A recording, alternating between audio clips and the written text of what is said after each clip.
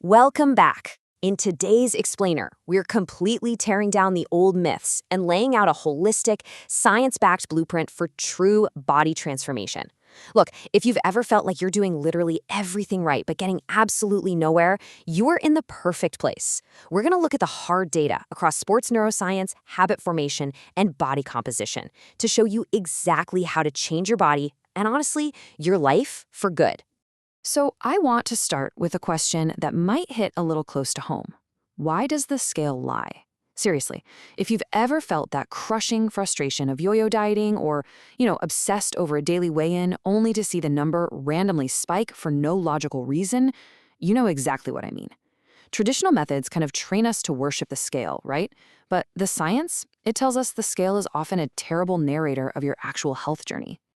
Okay, let's dive into this. To see how transformation actually works, here's our roadmap for today. We'll start with the weight loss dilemma, then look at cardio versus weight training, move on to building habits that last, and finally wrap up with measuring progress beyond scales. All right, part 1, the weight loss dilemma, and how we move past that frustration. Here's the thing. When you try to force your body to lose weight using those traditional, highly restrictive methods, your biology pushes back. And I mean, it pushes back hard. Extreme overnight changes usually fail because, well, our bodies are incredibly efficient survival machines. They hold on to energy when they feel threatened by a sudden, massive change. Medical insights from Activated Health and Wellness point out exactly why this happens. Sure, fad diets or crazy drastic workout protocols might give you a quick drop in water weight, but they totally ignore fundamental exercise and behavioral science. They literally lead directly to frustration and that inevitable weight regain, just because they aren't sustainable. True transformation, it's not an overnight overhaul. It is a solid foundation built on lifestyle changes that your brain and body can actually maintain. Moving right along to part 2, cardio versus weight training, and the scientific verdict. To finally settle this great fitness center debate, we are pulling from a fascinating systematic review out of Nova Southeastern University. The researchers analyzed multiple studies to clearly contrast these two modalities. On one side, you've got aerobic training, your cardio, stuff like cycling and walking. And on the flip side, anaerobic training, specifically resistance or weight training. So what's the scientific consensus? Well, they do two completely different but equally important jobs. Aerobic training is an absolute powerhouse for pure fat burning and creating a caloric deficit. But resistance training, that is the absolute key to protecting and building your lean muscle mass. And this brilliantly illustrates how the dynamic between the two is just crystal clear. Think about it. If you only do cardio, you're going to elicit the greatest per weight and fat loss. But the drawback? You might actually end up losing lean muscle mass in the process.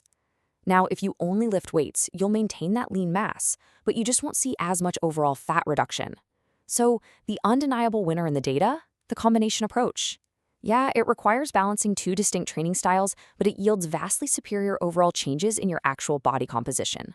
This data from the sports neuroscience study breaks it down beautifully. It's like a giant puzzle. You really can't rely on just one piece if you want the whole picture. You absolutely need that fat-burning engine of cardio paired directly with the muscle-protecting armor of weight training. In fact, the review's definitive conclusion really leaves no room for doubt. To quote the researchers directly here, the combination of weight training and aerobic training was the most effective method for eliciting fat loss. It is, unequivocally, the best way to transform your body. You preserve the muscle that keeps your metabolism firing on all cylinders while steadily stripping away the excess fat. Let's move to part 3 and see how this all builds together. Building habits that last. The mental game. Okay, the perfect physical routine will completely fail if you don't have the neural pathways to actually sustain it. Enter this really brilliant concept backed by Cornell Chronicle data, habit stacking. The idea is you don't overhaul your life in a single day. Instead, you make 1 or 2 small, super manageable adjustments. Once those are locked in, you just stack another one right on top. Over time, these tiny micro shifts compound into massive, lasting behavioral changes. Think of it this way. Building habits in the basal ganglia of your brain is literally exactly like building muscle at the gym. When you repeat an action, your brain gets a hit of dopamine. That's your reward chemical. This reinforces the positive behavior and it actually strengthens the neural connections in your brain. Just like a bicep gets stronger with every single rep, your healthy habits get stronger and way more automatic every time you practice them. So how do you actually start doing this? Try walking yourself through this mental exercise. Step 1. Find your why. Don't just say, "Oh, I want to lose weight." You need to connect it to a deep personal value. Like, do you want more energy to play with your kids? Do you want to feel a certain way in a specific scenario? Then, step 2, visualize your life. Actively picture your ideal day and how your body feels. By doing this, you are actually pre-activating your brain's reward system. You're flooding it with dopamine and massively increasing your motivation to actually go out and execute those habits. And when it comes to the habit of exercise, this is the magic number you want to keep in mind: 150.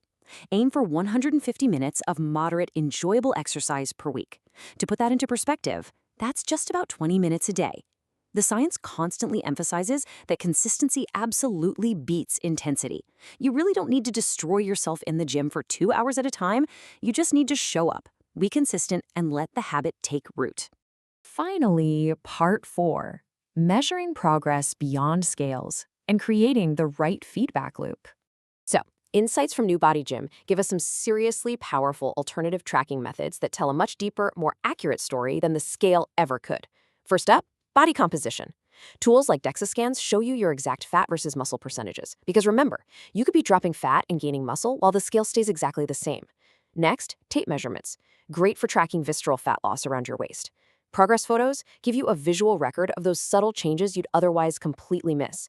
Strength, personal bests, like upping your squat or bench press, that's hardcore proof your muscles are growing.